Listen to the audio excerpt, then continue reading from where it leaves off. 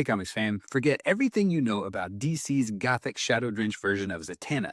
The Stage Queen is back, and she isn't just casting spells, she's claiming a throne. Our new queen! After 15 years in the wings, Zatanna finally has a solo ongoing series as a part of DC's all-in Next Level initiative, with recent It's Showtime miniseries creator Jamal Campbell at the helm. And y'all, this is a high-fashion Art Deco explosion. Campbell is pulling triple duty as writer, artist, and colorist, and he is delivering a masterclass in visual storytelling. You're basically looking at him and Peach Momoko as the only ones doing that right now at this level, largely carrying a book solo. All by myself. Today, we're breaking down Zatanna #1. We're talking about new Prime Magus status, 2026 political realness, and why this book looks more like The Great Gatsby than Justice League Dark. So let's dive in. Water's fine. Now, I'm an artist-first guy. I'll tolerate a thin plot for elite pencils, but I won't stick around for a great story that's a chore to look at. Luckily, Campbell is a virtuosic beast. Check this aesthetic. He is obsessed with the Gilded Age, that sweet spot between the organic curves of Art Nouveau and the industrial sharp edges of Art Deco. Now take a look at the costume design here. The cape, pure Nouveau, sinuous, flowy, nature-inspired with that classic whiplash curvature. The vest, pure Deco, that high-value V-shaped silhouette that screams power and structure. This isn't just a fashion choice, it's a visual metaphor for the book itself. It's the chaos of magic versus the discipline of the performer embodied together in her as a character now existing in harmonious balance. Today, you two will become one. And the colors? My God.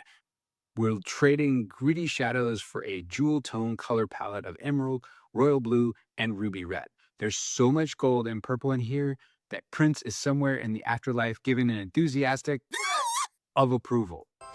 Did you say Prince? I come from a theater background myself, and as a former theatrical lighting designer, I see you, Jamal. I see that Lee 181 Congo Blue. This book feels like a stage production. Everybody on stage! Narratively, we're moving away from the magic as a burden trope. Zatanna is stepping out from under the shadow of her family's legacy to become the Prime Magus. Think Doctor Strange, Sorcerer Supreme, but with better tailoring. And before someone drops it in the comments, y'all know he'll be back, right? It will be the Scarlet Witch. The new Prime Magus position has been held previously in the DC universe by Hecate, the Upside Down Man, and Zahudi, who look to appear as guides of a sort as they loosely embrace the triple goddess archetypes of matron, mother, crone, or mind, body, spirit, spinning the magic remit of the series to fit the DCU in a clever way. How incredibly fucking clever. It's a very playful first issue. A thrown punch accompanied by an explosion of playing cards, and it moves with kinetic and frenetic pacing, a staccato of scenic movements lacking a real prestige. Paradoxically, in contrast to the role of the stage musician, where priming the audience and building narrative tension are key.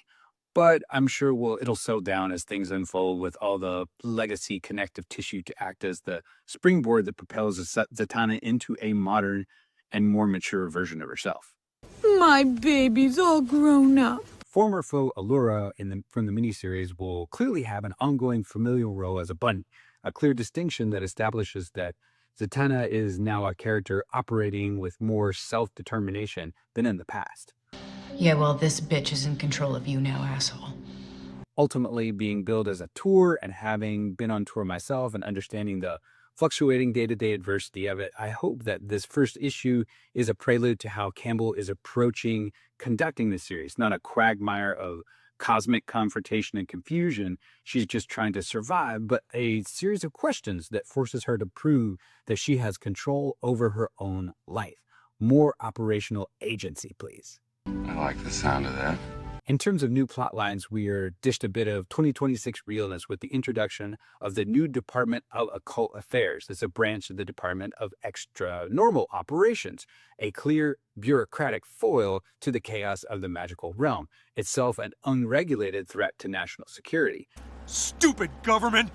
I'm immensely looking forward to see how Campbell tugs at that particular narrative string in Ice Era America, and hope the first issue here was more about tying up loose ends from the miniseries than a prelude to delving into the Llatiren Nacio, the city of the elves and the birthplace of backward magic that acts as a band-aid to protect the dark universe bleed.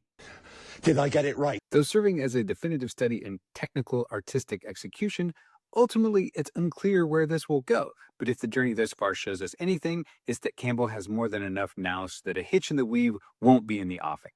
Buy it with confidence. Yeti out. Peace.